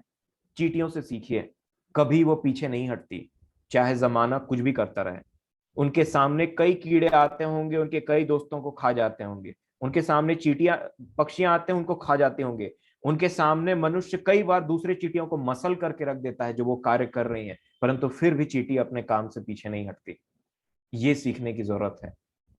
उसी प्रकार हमें भी अपने पाप को प्रतिदिन चढ़ाना है, चाहे उसके लिए हमको दोस्तों से पीछे हटना पड़े, चाहे कहीं जाने से पीछे हटना पड़े, चाहे कुछ भी करना पड़े, परंतु हमारा फोकस सिर्फ और सिर्फ हमारा धन जो स्वर्ग में रखा गया है उसमें होना चाहिए। ये सीखना है हमको चींटी से। उसके बाद में हम देखते हैं चींटी आती क्यों है, चींटी आती क्यों है, और मैंने अपने जीवन में क्या सीखा। आप सोचिए आपके घर में कभी कभी चींटी क्यों आ जाती है। मैं आपको बताऊं कब आती है चींटी, और बाइबल हमको क्यों बताती है कि हे आलसी चींटियों से सीख। क्योंकि चींटी तभी आपके घर में आती है कई बार जब आप आलसी हो जाते हैं, और ये आपको सिखाती हैं कि अगर तुम फिर से दोबारा आलसी बन गए, मैं फिर आऊंगी अपनी सेना को लेकर के। कैसे? मान लीजिए आपने गलती से अपने आलस में शक्कर के डब्बे का ढक्कन लगाना भूल गया, ठीक से नहीं लगाया आपने, या आपने कुछ खाना गिरा दिया और उसको सफाई नहीं किया आपने उसकी, तो कौन आएगी? चींटी बाई अपनी सेना के साथ। हाँ, मैं आपको सच बता रहा हूं, चींटियां आएंगी और आपको सिखाएंगी कि तूने अब इसको साफ नहीं किया या इसके ढक्कन को नहीं लगाया, तुम जहां लेजी हो गए वहां पे मैं आके तुमको सिखाऊंगी कि अगर तुम लेजी नहीं हुए रहते तो मैं तुम्हारे घर में नहीं आती। तुम अगर इस चीज को साफ कर दिए रहते मैं कभी तुम्हारे टेबल में नहीं पाई जाती, पर तुमने इसमें देरी की है। तुमने सोचा चलता है ना, बाद में साफ करूंगा या साफ करूंगी, इसीलिए हम आई हैं लाइन बना करके, ताकि इस गिराए हुए को ले जाएं और तुमको सिखा जाएं कि तुम कितने आलसी हो, इसलिए हम तुम्हारे घर में हैं। और दूसरी बार वार्निंग भी देके जाती। कभी कभी मैं चींटी को देखते रहता हूँ, आपको मैं बता रहा हूँ, ये मेरे जीवन की घटना है जिससे मैं सीखता हूँ। एक दिन मैंने क्या किया, शक्कर के डब्बे का ढक्कन को खोल दिया, ठीक है, उसको बंद करना भूल गया। उसको यूज करने के बाद थोड़ा सा, मतलब पूरा नहीं, ऐसा नहीं कि हट गया था, थोड़ा सा ऐसा था कि गैप बाकी रह गया था जिससे वो घुस जाती है अंदर में। और मैंने कभी सपने में नहीं सोचा था कि उसमें से, उस छोटे से गैप में वो घुस करके ना क्या क्या कर देंगी। परंतु अगले दिन जब मैं गया ना, तो मैं बोला ये लाइन चींटियों का कहां से है। वो लाइन बना के आराम से बड़े डिसिप्लिन के साथ में एक दो एक दो एक करते करते उस शक्कर के डिब्बे तक पहुंच गई। और वहां पहुंचने के बाद में उनका इतना बड़ा ग्रुप था, इतना बड़ा ग्रुप था कि मेरा पूरा जो वो सफेद दिखाई देता है ना शक्कर, वो पूरा हिलता हिलता काला काला दिखाई दे रहा था। मतलब इतनी चींटियां आ गई थी उसमें, छोटा छोटा वाला। मेरे को बहुत गुस्सा आया, मैंने बहुत गुस्सा आया मेरे को। मैं बोला यार ये 2 मिनट के मैंने छोड़ा, इस एक दिन के लिए छोड़ा, ये पूरा चींटी शक्कर बर्बाद कर दी। और मैं गुस्से में क्या किया, मैंने एक बर्तन लिया, उसमें सारे शक्कर को डाला और उसके बाद में उसको गर्म कर दिया। मैं बोला भागो, तुम कहां से भागती हो, क्योंकि मेरा मन पूरा गुस्सा से भरा था। मैं ये नहीं देख रहा था कि मेरी मूर्खता के चलते वो चींटी आई है जो प्रभु मुझे सिखाना चाह रहे हैं। अगर तू एक्टिव होता तो तेरे पास में कभी नहीं आती और कभी ये चीज नहीं होता। मैंने गुस्से में आके क्या किया, उन पूरा शक्कर को, ऑलमोस्ट 1 केजी शक्कर था, उसको डाला एक बर्तन में और गैस में चढ़ा दिया और उसको गर्म करने लगा और सारी चींटियां मर गई। और मरने के बाद में मैंने देखा कि ना मैंने इससे कुछ सीखा, दूसरा मैंने शक्कर भी बर्बाद कर दिया। अगर मैं वो शक्कर को लेता और धूप में डाल दिया रहता तो ऐसा होता कि धूप से वो चींटियां भाग जाती और मेरा शक्कर मेरे पास में वापस आ जाता। मैंने गुस्से में न कोई चीज सीखी। पहला तो मैंने अपना ही नुकसान कर दिया, दूसरा मतलब मैंने कुछ सीखा नहीं तो मेरा नुकसान, दूसरा शक्कर का नुकसान। ये गुस्से का बहुत ही बड़ा साइड इफेक्ट है। परंतु प्रभु ने, जब मैं शांत हुआ ना तो मेरे को थोड़ा दुख हुआ। मैं बोला इसमें चींटियों की क्या गलती थी, ये तो मेरी बेवकूफी थी कि मैंने उसको ढक्कन को मैंने ठीक से नहीं बंद किया। अगर मैंने उसको ठीक से ध्यान दे करके बंद, क्या मुझे ये चीज नहीं सीखना चाहिए था कि मुझे केयरलेस नहीं होना अपने कामों में, और उस ढक्कन को जो मैंने खुला छोड़ दिया था उसको मैं बंद करूं ताकि अगली बार ये ना आए। परंतु मैंने उस चीज को सीखा नहीं। परंतु जब मैंने बाइबिल में पढ़ा ना, चींटियों से सीख करके मुझे आदेश दिया गया, तब मैंने अपने किए हुए मूर्खता पे, कार्य पे ध्यान दिया कि भला होता कि मैं चींटियों को अपने घर में या ऐसा कार्य करूं ही ना जिसके चलते वो आए और बार बार आए और मुझे ये सिखाएं कि तेरे आलस की वजह से हम आई हैं, और तूने जो चीज ये किया है उसको सिखाने के लिए आई, ताकि तू दोबारा अपने ढक्कन को कभी खुला मत छोड़े, नहीं तो हम फिर आएंगे और फिर तेरे सामान को बर्बाद करेंगे। तू हम में से कितनों को मार ले, हम फिर आएंगे। क्योंकि प्रभु ने चींटियों को रखा है इस दुनिया में वही काम करने के लिए। जब कभी मनुष्य कोई चीज बर्बाद करता है तभी ये ऐसे जीव जंतु पहुंचते हैं वहां पे उसको साफ करने के लिए, और मनुष्य को यह सिखाने के लिए कि तुमने कुछ चीज बर्बाद किया है, दोबारा करोगे तो फिर यही हाल होगा। और तब मैंने सीखा कि कैसे हमें आलसी नहीं होना है कुछ कार्यों के लिए। मेरे प्रियो, ये बातें हैं हमें जो सीखनी है। और जब चींटियां, एक और बात, जब चींटी कार्य करती रहती है तो मैं आपको बताऊं ना, एक चींटी कार्य कर रही तो सब कार्य कर रही हैं, ये एक हार्मनी में चलते हैं, ये एक डिसिप्लिन में चलते हैं। और ये कैसे होते हैं पता है, एक चींटी कार्य कर रही है ना तो दूसरी कोंटे में जाके टिक टिक टिक टिक मोबाइल नहीं चलाने लग जाती है, या फिर गॉसिप करने नहीं लग जाती हैं दूसरी चींटियों से जा करके, आओ हम कार्य नहीं करें और नाना प्रकार के बात करें, या लेट नहीं जाती हैं। ये तब तक कार्य करती हैं जब तक ठंड न आ जाए। प्रभु कहते हैं दिन ही दिन में परमेश्वर का कार्य करना जरूरी है। वो रात आने वाली है जिसमें कोई काम नहीं कर पाएगा। और यहीं पे मैं इस चीज को विराम देना चाहूंगा और उसके साथ में आपको कुछ वचन पढ़ के बताना चाहूंगा कि अब चींटियों की बात तो हो गई, अब हमें क्या करना है। कुछ एग्जाम्पल है बाइबल में जिससे आपको एनकरेजमेंट मिलेगा, प्रोत्साहन मिलेगा आज, और आप भी कार्य करने के लिए लग जाएंगे। याद रखें, मसीही जीवन जीवन प्रतिदिन क्रूस उठाने का है, प्रतिदिन मरने का है, प्रतिदिन बदलते जाने का है, अंश अंश करके बदलते जाने का है। आपका स्पीड आपका हो सकता है, लेकिन आपके स्पीड में आप आलसी नहीं हो सकते। धीरज धर के हमको फल लाना जरूर है, परंतु ऐसा नहीं कि जिस काम के लिए जितना समय ज्यादा है उससे आपको 15-20 गुना समय ज्यादा लग रहा है, ऐसा भी नहीं होना चाहिए। आपकी कोशिश आपके लिए ठीक है, परंतु ध्यान रखें अपना 100% दें। फिर चाहे आप कितने भी धीरे हो ना, उससे फर्क नहीं पड़ता। आप जहां तक पहुंचे हो अपने मसीही जीवन में, उससे फर्क नहीं पड़ता। इससे फर्क नहीं पड़ता कि आपने पूरी बाइबल पढ़ी है ना पढ़ी है। आप जहां तक पहुंचे हो उसी में आपका आपकी भलाई है। परंतु आपका प्रभु मन को जांचने वाला है। आपने अगर 100% दिया है, फिर चाहे आप कितने स्लो लर्नर हो, प्रभु को ये मंजूर है। लेकिन 100% देना इंपॉर्टेंट है। और इसी विषय में मैं आपको कुछ वचन पढ़ाना चाहूंगा और आपको बताना चाहूंगा कि कैसे हम इस चीज से निकलें। आइए दानियल नबी की पुस्तक पढ़ें और उसका 1 अध्याय और 8 वचन में देखेंगे कि दानियल ने कैसे ठान लिया था और आज हम उनसे क्या सीख सकते हैं। दानियल नबी की पुस्तक, उसका 1 अध्याय और 8 वचन। Being resolute. आपने देखा होगा ना कि नया साल स्टार्ट होता है तो कई लोग बोलते हैं न्यू ईयर रेजोल्यूशन।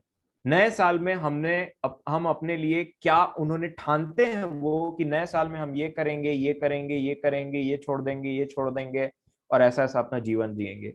परंतु जैसे ही जनवरी खत्म नहीं होने पाती, आधे में से ज्यादा फेड हो जाता है, क्योंकि वो रेजोल्यूट नहीं थे उस चीज के लिए। ठाना नहीं था उन्होंने मन में, एकदम से लग नहीं गए थे, भिड़ नहीं गए थे उसके पीछे। आलसी हो जाते हैं बीच में और फिर से नया रेजोल्यूशन बना देते हैं नए साल में और फिर से आलसी हो जाते हैं और ये चलते रहता है। तो लेकिन कई लोग होते हैं जो अपने गोल्स को अचीव भी कर लेते हैं, क्योंकि याद रखिए आप अकेले नहीं है मसीही जीवन में। ये आपके ऊपर डिपेंड नहीं करता है। आपके साथ में आपका सर्वशक्तिमान परमेश्वर बाहें फैलाए खड़ा हुआ है कि आधा काम तुम करो और आधे से ज्यादा काम मैं कर दूंगा, है ना। इतना तुम करो, आधे से ज्यादा काम मैं कर दूंगा। बाइबल हमको बताती है, दानियल नबी की पुस्तक 1 अध्याय 8 वचन में लिखा है, परंतु दानियल ने अपने मन में ठान लिया कि वह राजा का भोजन खाकर और उसके पीने का दाख मधु पीकर अपवित्र न होए। दानियल ने अपने मन में ठान लिया था। और जब तक आप अपने मन में नहीं ठान लेते कि मैं परमेश्वर से प्रेम करूंगा, मैं परमेश्वर से प्रेम करूंगी और उस प्रेम के चलते मैं इन इन कार्यों को छोड़ूंगा या छोड़ूंगी, मैं फिर से बोलता हूं, जब तक मैं और आप नहीं ठान लेते अपने मसीही जीवन में कि आप इन पापों से आजाद होकर के ही रहेंगे, क्योंकि आपको पवित्र दुल्हन के समान अपने यीशु मसीह के पास पहुंचना है। आप अपने दिमाग में ठानिए और इसमें आगे बढ़िए। डेली उठिए, डेली ठानिए, डेली पढ़िए और डेली उस चीज में मगन हो जाइए। भूल जाइए दुनिया की सारी बातों को जब तक आप उस पाप पर विजय नहीं पा लेते। मैं आपको बताना चाहता हूं कि जब आप और मैं परमेश्वर के अनुग्रह के हाथ के नीचे दीनता से बने रहेंगे, प्रभु मैं मुझे क्षमा कर और उसके बाद में मुझे निकाल प्रभु इस दासत्व के जगह गुलामी से, इस पाप की गुलामी से मैं निकलना चाहता हूं। आप बोलिए मनुष्य से तो नहीं हो सकता, परंतु आपसे सब चीज संभव है। आप उसके बाद में बोल सकते हैं कि प्रभु आपका वचन कहता है, आपने खुद कहा है कि दास तुम्हें स्वतंत्र नहीं कर सकता परंतु पुत्र कर सकता है। और बोलिए मैं स्वतंत्र होना चाहता हूं, और भिड़ जाइए वो काम में। ठान लीजिए कि आप इस चीज को दोबारा नहीं करेंगे और प्रभु से डेली प्रार्थना करिए। भूल जाइए उन भटकाने वाली चीजों को, टीवी, मोबाइल, गॉसिप, दोस्त यार, सब एक तरफ कर दीजिए और भिड़ जाइए प्रभु के साथ में उनके अपने कार्य को करने के लिए। जब आप ऐसी जिंदगी जिएंगे ना, तब आप आपका किसी चीज के ऊपर में ग्रिप होगा, और नहीं तो बस डेली सुनना, डेली पढ़ना और डेली वैसी बने रहना। कैलेंडर 2020 2019 से 20, 20 से 21, 21 से 22, पाप वहीं का वहीं बना है, क्योंकि आपने क्या किया, सुना, परंतु उस चीज के लिए कोई निर्णय नहीं लिया, कोई डिसीजन नहीं लिया। बाइबल में परमेश्वर पिता ऐसे डिसीजंस को आदर देते हैं, जैसे मैंने आपको पहले भी कहा था, जक्कई कहता है कि मैंने जिसका जितना लिया है लौटा दूंगा, और वैसा करने के लिए वो डिटरमाइंड हो जाता है ना। जब यीशु मसीह कहते हैं आज इस घर में उद्धार आ गया, आ गया, क्योंकि इसने मन फिराने के लिए सोच लिया है। और इसी प्रकार अगर आप यहोशू की पुस्तक पढ़ेंगे, यहोशू 24, यहोशू भी उनको यही बात कहते हैं। हम जानते हैं इस वचन को, परंतु मैं आपको फिर से पढ़ाना चाहूंगा। यहोशू उसका 24 यहोशू 24 और उसका 15।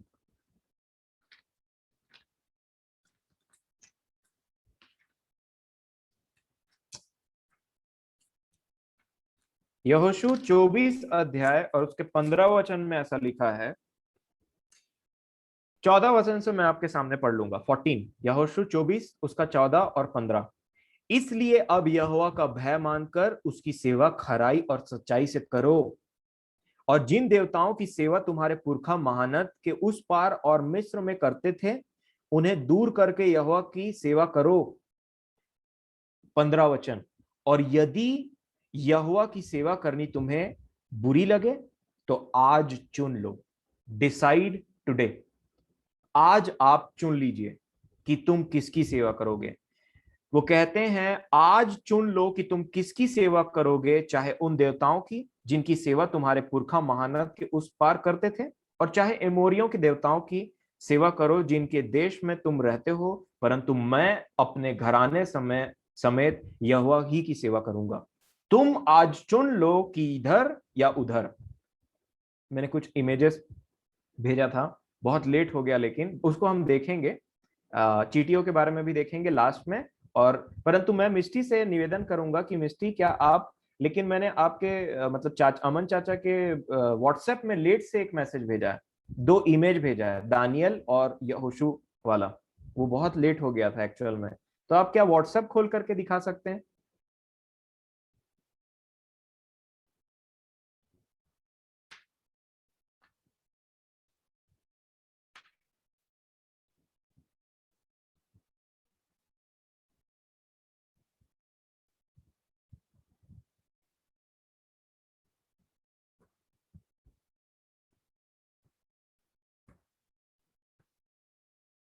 2 इमेजेस होंगे, एक जोशुआ करके होगा और एक दानियल के लिए वो एक 3-4 लोग होंगे और वो मना कर रहा होगा।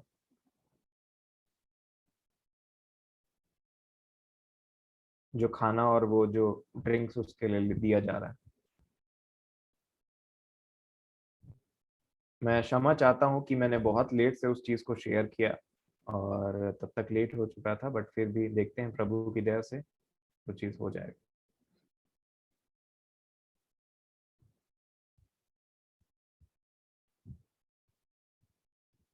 मिल गया मिष्टी? अ, अमन चाचा के व्हाट्सएप में होगा।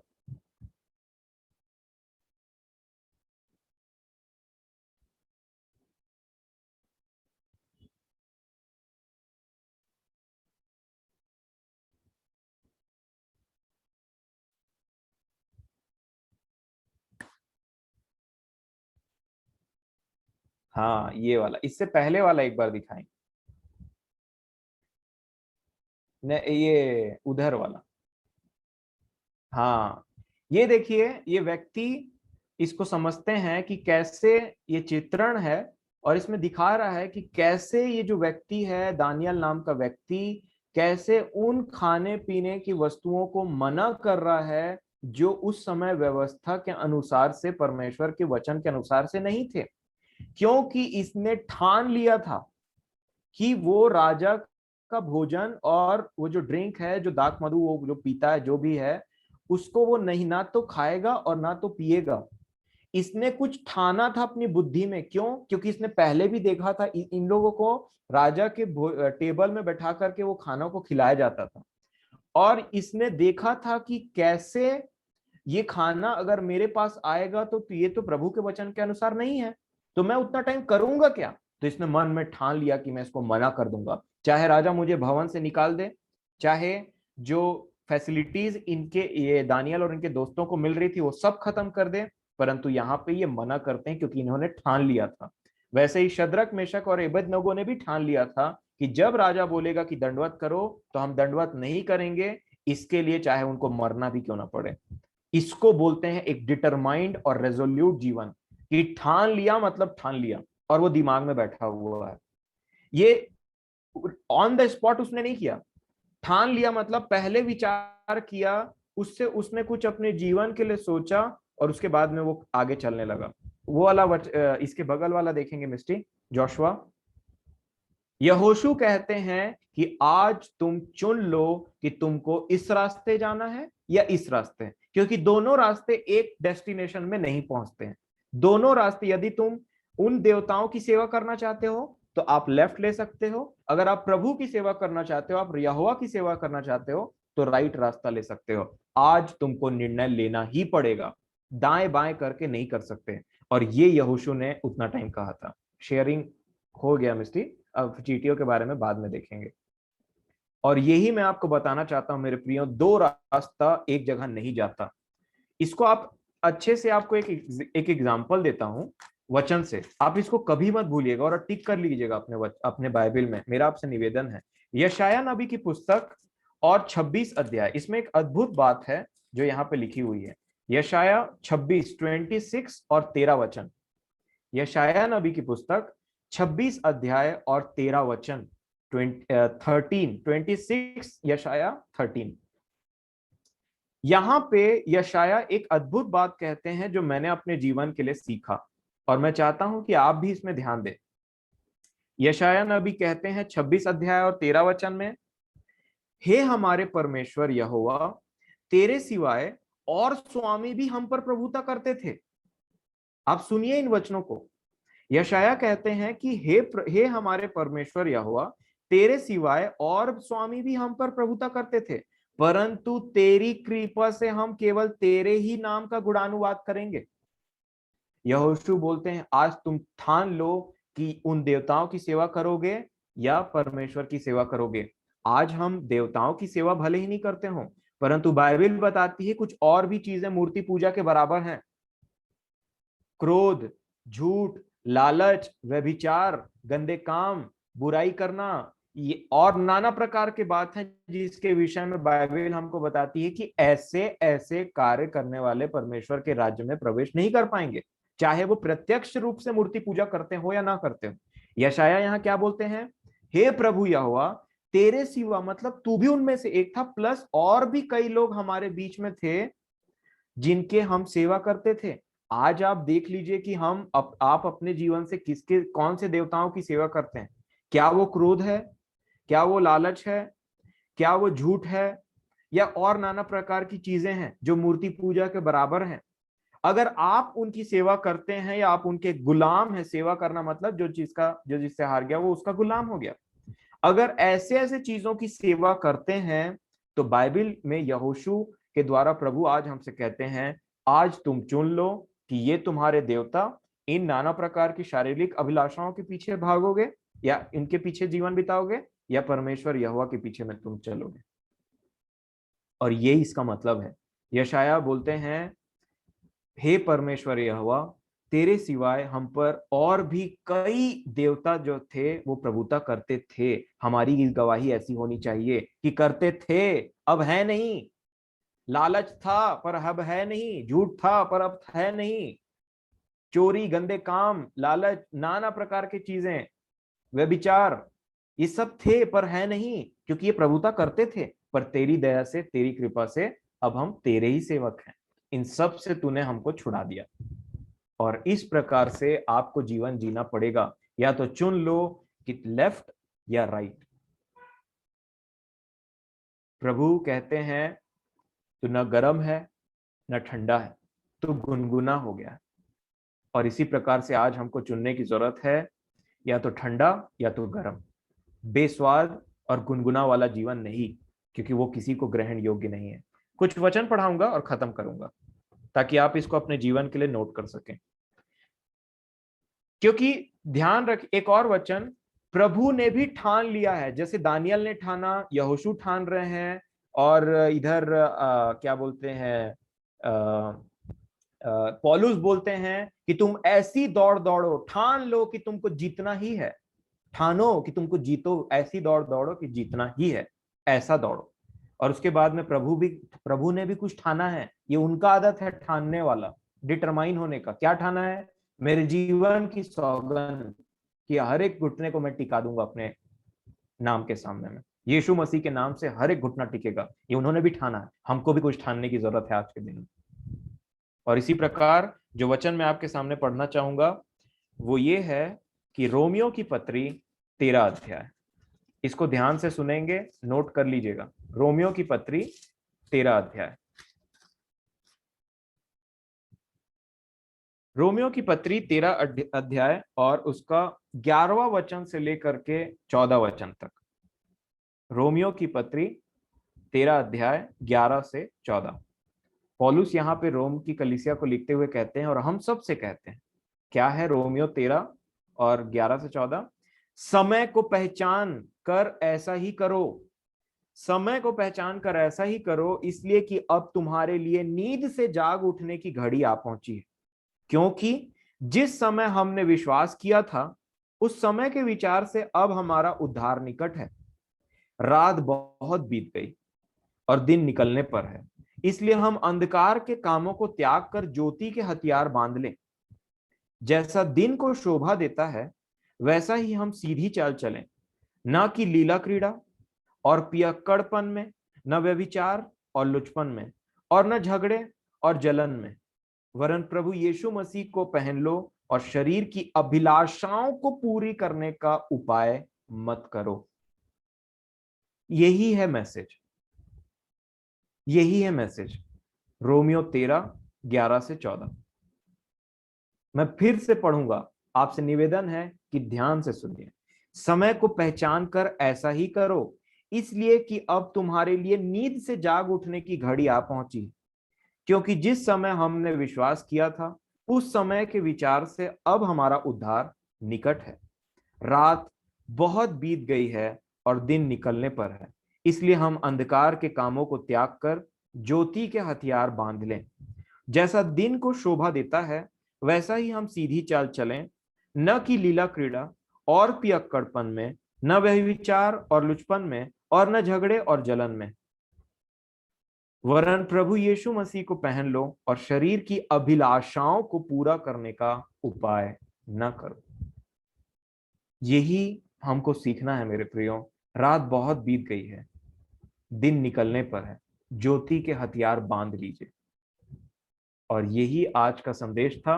मैं मिस्टी से निवेदन करूंगा कि चींटियों के बारे में कुछ इमेज दिखा दें, ताकि हम उनको देख करके, जो हमने पढ़ा है उससे हम देख करके भी कुछ सीख सकें।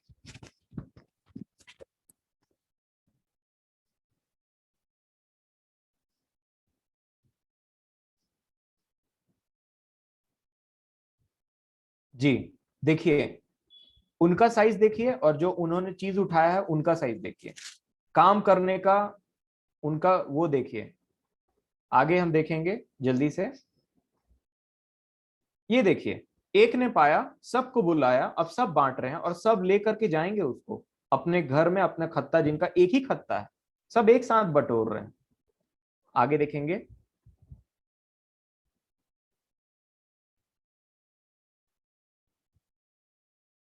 ये देखिए, उस नीचे दबी हुई चींटी को देखिए, वो कैसे उसको अपने ऊपर उठाए हुए है और बाकी लोग ढकेल रहे हैं, चुपचाप से नहीं बैठे हैं कि अरे वो तो उठा लेगी करके।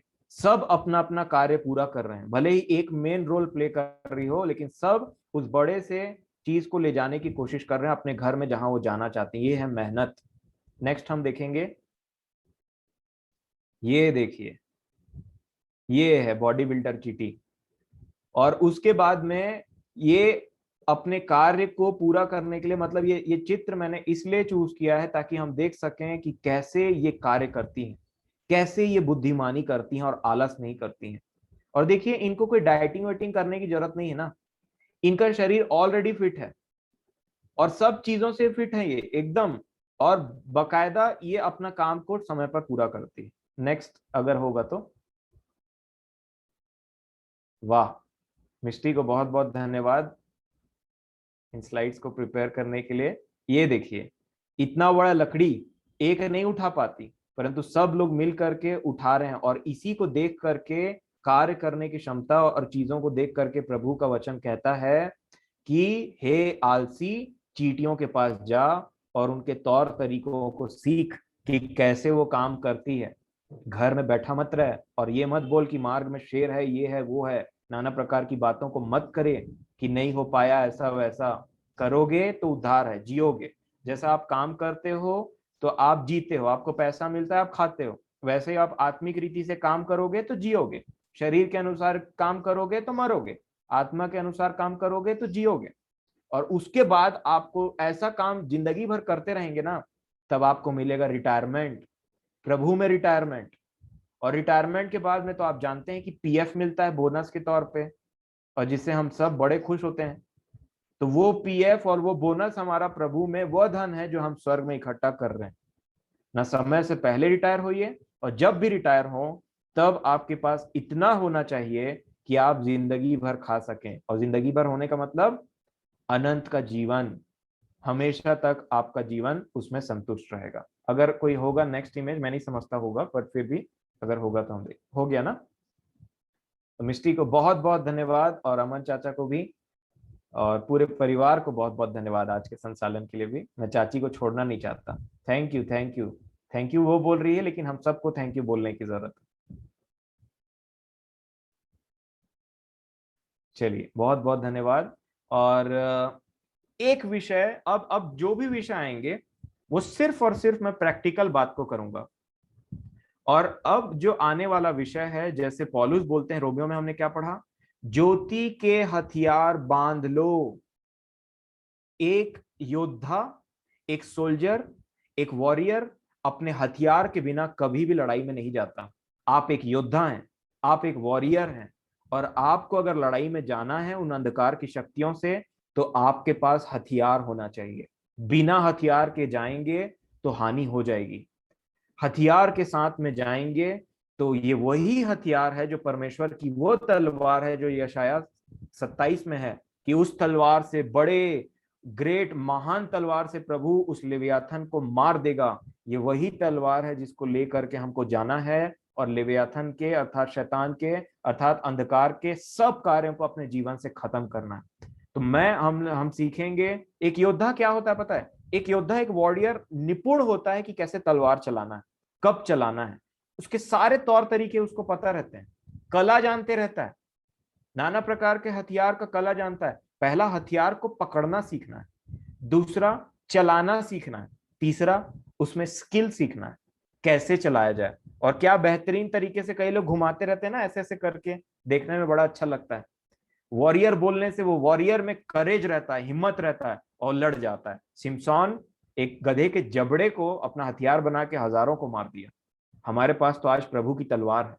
तो सोचिए हमारे जीवन में कितने दुष्ट आत्मा और कितने अंधकार की शक्ति, ये सब नाश होकर के पड़े रहना चाहिए।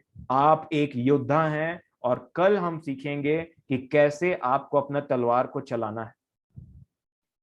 और इसीलिए मैं आपसे निवेदन करूंगा कि कल हम 8:30 बजे मिल सके, ताकि हम सब ज्वाइन हो सके। मैं समझता हूँ शायद अमन चाचा को और बबली बुआ को दूसरे मीटिंग्स में भी जाना रहता है।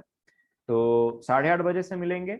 छोटा छोटा सेशन होगा आपका, अब इतना बड़ा सेशन नहीं होगा, क्योंकि 8:30 बजे जब हम मिलेंगे तो हम अपने सेशन को, मैं अपने सेशन को छोटा कर दूंगा, और उसके बाद में फिर छोटे छोटे चीजों को हम डेली सीखा करेंगे। पर याद रखें, आलसी नहीं होना आत्मिक जीवन में। प्रभु आप सबकी सहायता करें, सबको बुद्धि प्रदान करें, सबको अनुग्रह प्रदान करें, और आप कुछ ठाने उसके ऊपर में अनुग्रह प्रदान करें। तो प्रभु हम सबकी सहायता करें। शालोम। प्रभु को बहुत बहुत धन्यवाद।